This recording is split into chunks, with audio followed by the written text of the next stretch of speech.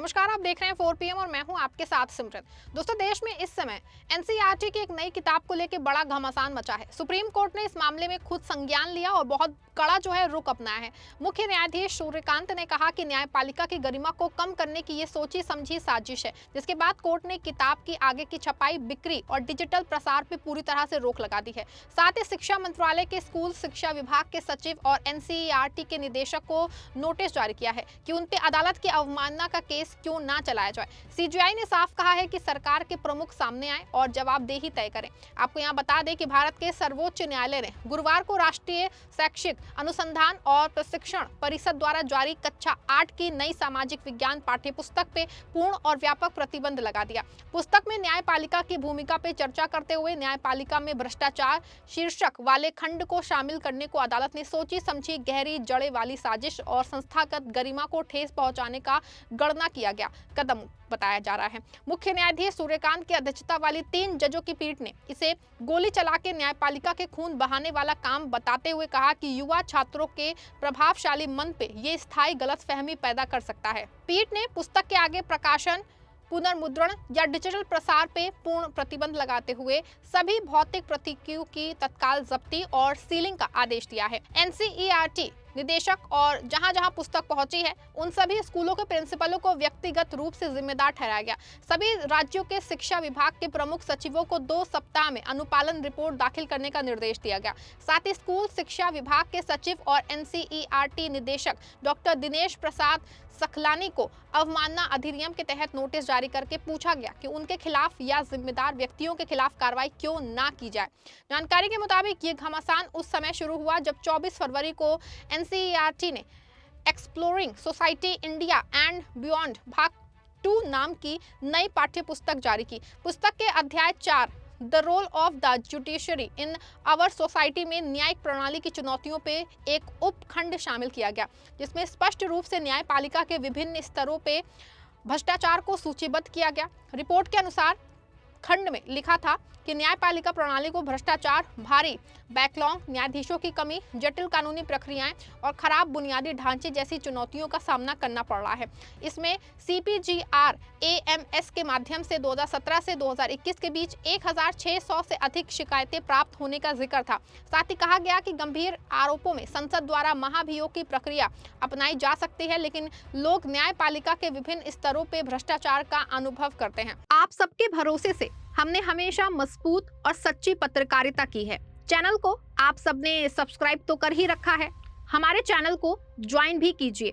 हमारे चैनल के main page पे जाइए, जहां सब्सक्राइब लिखा होता है ठीक उसी के बगल में आपको ज्वाइन का विकल्प दिखेगा। ज्वाइन बटन पे क्लिक करके पेमेंट प्रोसेस पूरा होते ही आप हमारे सफर का मजबूत हिस्सा बन जाएंगे। द इंडियन एक्सप्रेस ने 25 फरवरी को इसकी पहली रिपोर्ट प्रकाशित की, जिसके बाद पूरे देश में हलचल मच गई।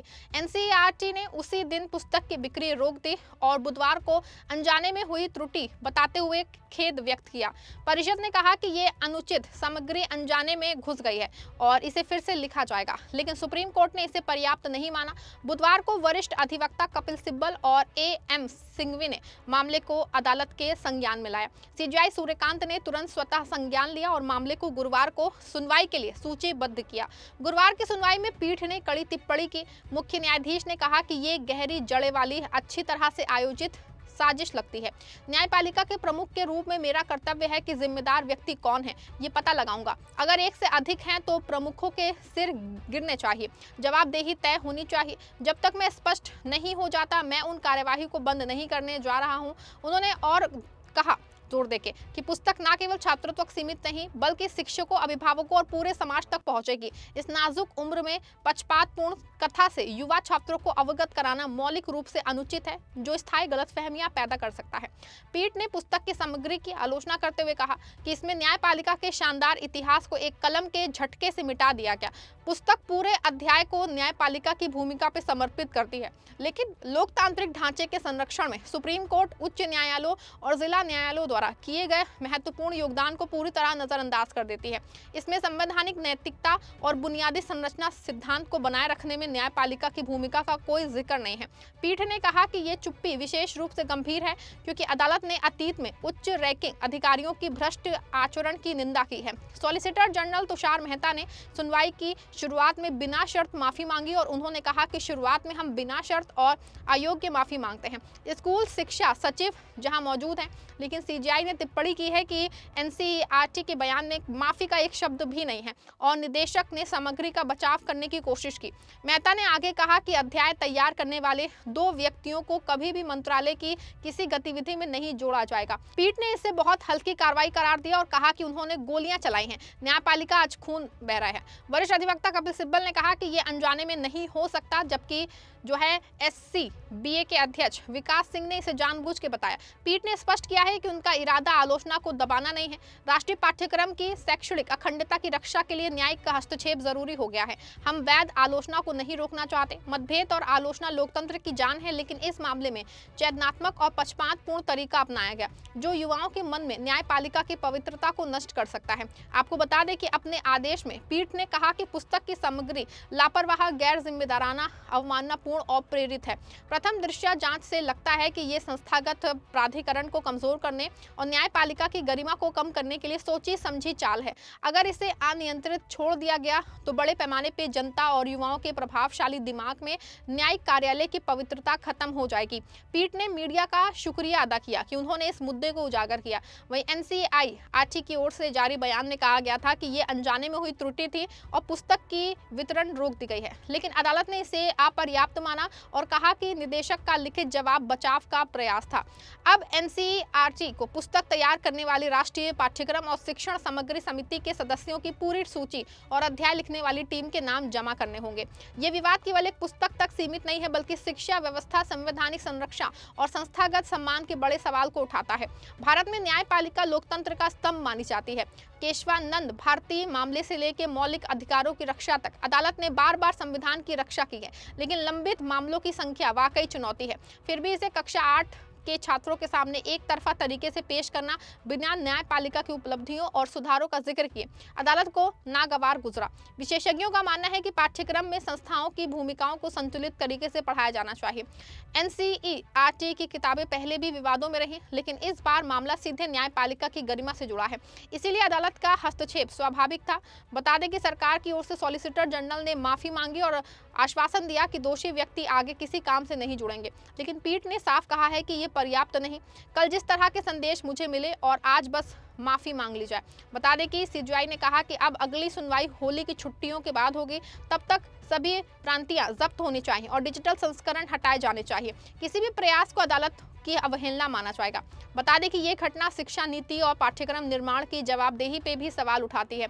एनसीईआरटी जैसी संस्था जो लाखों छात्रों के भविष्य को आकार देती है, वो कितनी सतर्कता बरतनी चाहिए? क्या पाठ्यक्रम समिति में कानूनी विशेषज्ञों की कमी थी? क्या समीक्षा प्रक्रिया में खामी थी? इन सवालों के जवाब आने वाले दिनों में मिलेंगे जब जांच आगे बढ़ेगी। देश भर के वकीलों, जजों और संवैधानिक विशेषज्ञों ने अदालत के कदम का स्वागत किया है। सुप्रीम कोर्ट बार एसोसिएशन ने कहा कि युवा पीढ़ी को न्यायपालिका को सम्मान के साथ समझना चाहिए, न कि पूर्वग्रह से। वहीं कुछ शिक्षाविद कहते हैं कि चुनौतियों का जिक्र होना चाहिए, लेकिन संतुलित रूप से। भ्रष्टाचार की समस्या सिर्फ न्यायपालिका में नहीं बल्कि हर क्षेत्र में है, चाहे वो राजनीतिक, नौकरशाही या निजी क्षेत्र हो। लेकिन कक्षा 8 के पाठ्यक्रम में इसे इस तरह उजागर करना अनुचित है। इस विवाद ने एक बार बड़ा संदेश दिया है कि संस्थाओं की गरिमा अटूट है। लोकतंत्र में तीनों अंगों, विधायिका, कार्यपालिका और न्यायपालिका का संतुलन जरूरी है। अगर किसी एक को बदनाम करने की कोशिश की गई तो पूरा ढांचा प्रभावित होता है। मुख्य न्यायाधीश ने पीठ कहा कि हम आलोचना नहीं दबाना चाहते, लेकिन पक्षपातपूर्ण कथा युवाओं के मन को जहर नहीं दे सकती। वहीं अब सभी की नजरें अनुपालन रिपोर्ट और जांच पे हैं। क्या दोषी पाए गए व्यक्तियों पे सख्त कार्रवाई होगी? क्या एनसीईआरटी में सुधार होगा? क्या पाठ्यक्रम समीक्षा प्रक्रिया मजबूत होगी? ये सिर्फ एक किताब का मामला नहीं बल्कि भविष्य की पीढ़ी को संवैधानिक मूल्यों से जोड़ने का सवाल है। वहीं इस घटना को समझने के लिए एनसीईआरटी की भूमिका को याद करना जरूरी है। 1961 में स्थापित ये परिषद स्कूली शिक्षा के लिए पाठ्यक्रम और किताबें तैयार करती है। सीबीएसई और कई राज्य बोर्ड इसी पे निर्भर है। नई शिक्षा नीति 2020 के तहत किताबें अपडेट हो रही हैं, जिसमें संवैधानिक साक्षरता पे पे जोर है, लेकिन इस किताब में न्यायपालिका की भूमिका को चुनौतियों पे केंद्रित कर दिया गया है, जबकि सकारात्मक योगदान को नजरअंदाज किया गया है। जानकारी के मुताबिक पुस्तक में केशवानंद भारती मामले का जिक्र नहीं, जिसमें बुनियादी संरचना सिद्धांत स्थापित हुआ, ना ही मेनका गांधी मामले का, जिसमें प्राकृतिक न्याय के सिद्धांत मजबूत हुए। ये ऐतिहासिक फैसले युवाओं को सिखाते हैं कि न्यायपालिका कैसे नागरिकों की रक्षा करती है। इसके बजाय बैकलॉग और भ्रष्टाचार पे फोकस ने पीठ को आहत किया। भारत में न्यायिक बैकलॉग वाकई गंभीर समस्या है। आंकड़ों के अनुसार जिला अदालतों में 4.7 करोड़ मामले लंबित हैं। सरकार और अदालत दोनों प्रयास कर रही हैं, लेकिन छात्रों को ये बताना है कि भ्रष्टाचार विभिन्न स्तरों पे है, जो बिना सबूत या संदर्भ के संस्था को कलंकित करता है। वहीं ये मामला एनसीईआरटी को सबक देगा कि पाठ्यक्रम निर्माण में बहुविषयक विशेषज्ञों की जरूरत है। कानूनी सिद्धांतों को शामिल किया जाए। साथ ही ये याद दिलाता है कि शिक्षा जो है सिर्फ तथ्य नहीं, मूल्य भी दिखाती है। इस खबर पे आपकी क्या राय है, कमेंट में जरूर बताइएगा। वीडियो को लाइक और शेयर भी करिएगा।